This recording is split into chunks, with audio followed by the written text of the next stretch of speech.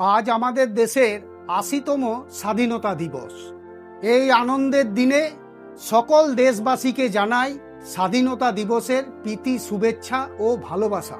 আজ আমার একটাই কথা, সমাজের শেষের সারিতে দাঁড়িয়ে থাকা মানুষগুলো অন্ন, বস্ত্র, বাসস্থান, স্বাস্থ্য, শিক্ষা এবং সমস্ত মৌলিক সুযোগ সুবিধা তারা যেন পান। কারণ আমাদের দেশের স্বাধীনতার জন্য যারা নিজেদের জীবন বলিদান দিয়েছেন, উৎসর্গ করেছেন, তাদের স্বপ্ন ছিল এমন একটা ভারতবর্ষ হবে যেখানে সমস্ত মানুষ সমান সুযোগ সুবিধা পাবে এবং উন্নতির লক্ষ্যে এগিয়ে যাবে। এটাই তাদের স্বপ্ন ছিল। মাননীয় প্রধানমন্ত্রী, মাননীয় মুখ্যমন্ত্রী এবং মাননীয় সমস্ত মন্ত্রীগণের কাছে আমার বিশেষ অনুরোধ, তাদের স্বপ্ন পূরণের লক্ষ্যে আপনারা কাজ করুন।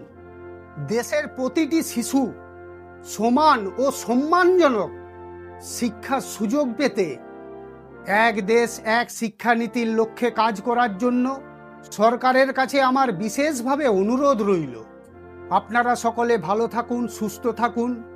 জয় হিন্দ, বন্দে মাতরম।